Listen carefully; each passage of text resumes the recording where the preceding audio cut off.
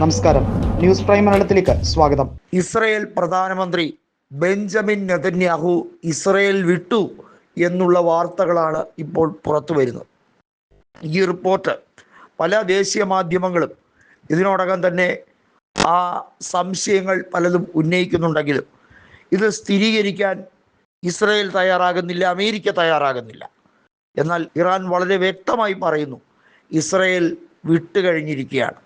ഏത് മാളത്തിൽ ഒളിച്ചിരുന്നാലും കൃത്യമായി നെതന്യാഹുവിൻ്റെ മരണം ഉറപ്പുവരുത്താൻ തന്നെയാണ് ഇറാൻ തീരുമാനിച്ചിരിക്കുന്നത്. കാരണം ഇനി അയാൾ ഒരു നിമിഷം പോലും ഇറാനെതിരെയോ ഇറാൻ്റെ പ്രോക്സി ഗ്രൂപ്പുകൾക്കെതിരെയോ ചലിക്കാത്തവണ്ണം ലോക്ക് ചെയ്യുക എന്നുള്ളതാണ്. അതായത് ഈ യുദ്ധം ഇസ്രയേൽ കീഴടങ്ങി ഇസ്രയേലിൻ്റെ സർവനാശത്തിലൂടെ മാത്രമേ ഇറാൻ ഇത് അവസാനിപ്പിക്കുകയുള്ളൂ എന്ന് വ്യക്തമാക്കി കഴിഞ്ഞിരിക്കുകയാണ്. ഇസ്രയേൽ എന്ന രാജ്യം ഭൂമിക്ക് തന്നെ വിപത്താണ്.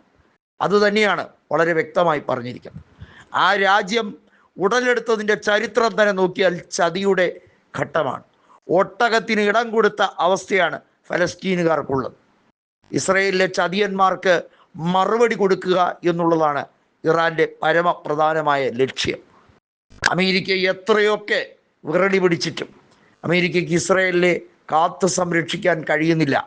അവർക്ക് കൊടുത്ത ഉറപ്പ് പാലിക്കപ്പെടും എന്ന് പറയാനും കഴിയാത്ത ഒരവസ്ഥയാണ്. ചുരുക്കി പറഞ്ഞാൽ ഇസ്രയേലിനെ സംബന്ധിച്ചിടത്തോളം അവരുടെ റഡാർ സിസ്റ്റം, അവരുടെ നിലവിലുള്ള മിലിറ്ററി ഫോഴ്സിനെല്ലാം വലിയ തിരിച്ചടിയാണ്. മൊസാദിനെ സംബന്ധിച്ചിടത്തോളം വലിയ തിരിച്ചടിയാണ് അവർക്ക് നേരിടേണ്ടി വരുന്നത് എന്നുള്ളത് ഉറപ്പിച്ചു കഴിഞ്ഞിരിക്കുകയാണ്. അമേരിക്കയില്ലാതെ ഇസ്രയേലിന് ഒരു നിമിഷം പോലും ഈ യുദ്ധത്തിൽ പിടിച്ചു നിൽക്കാൻ കഴിയില്ല. കാരണം സാധാരണഗതിയിലുള്ള തന്ത്രങ്ങളല്ല ഇറാൻ ഇവിടെ അവലംബിക്കുന്നത്. ഗൾഫ് രാജ്യങ്ങൾ ഒന്നടങ്കം തിരിഞ്ഞിരിക്കുകയാണ്. നിരവധിയായ എണ്ണപ്പാടങ്ങൾ ആക്രമിക്കാൻ ഇറാൻ പദ്ധതിയിട്ടിരിക്കുന്നു. അതായത് ഗൾഫ് രാജ്യങ്ങളെ സംബന്ധിച്ചിടത്തോളം അവരുടെ സാമ്പത്തിക സ്രോതസ് തകർക്കാൻ പോലും ഇറാൻ മടിക്കില്ല എന്ന് വ്യക്തമായതോടെയാണ് അവർ ഇറാനോടൊപ്പം സഖ്യം ചേർന്നില്ലെങ്കിലും ഇറാനെതിരെ തിരിയരുത് എന്ന നിർദ്ദേശം വന്നിരിക്കുന്നത്.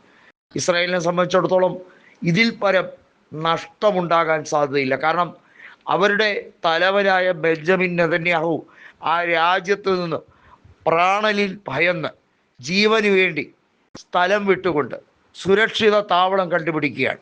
അമേരിക്കയിലെ ഏതെങ്കിലും ഒരു സ്റ്റേറ്റിലേക്കോ അല്ലെങ്കിൽ ട്രംപ് നിർദ്ദേശിക്കുന്നിടത്തോ അമേരിക്കയുടെ സൈന്യത്തിൻ്റെ കൂടി സുരക്ഷയോടുകൂടി ഇത്തരത്തിൽ ഒരു നീക്കം അതാണ് പ്ലാൻ ചെയ്തിരിക്കുന്നത്. പക്ഷേ ഇറാൻ പരമോന്നതകാരിയായിട്ടുള്ള മുജ്തബ ഖമീനി പറഞ്ഞിരിക്കുന്നത് എവിടെ ഒളിച്ചാലും തെരഞ്ഞു പിടിച്ചിരിക്കും എന്നുള്ളത് തന്നെയാണ്. അതിനുള്ള നിർദ്ദേശങ്ങൾ പ്രോക്സി ഗ്രൂപ്പിന് കൂടി ഇറാൻ കൊടുത്തിരിക്കുകയാണ്.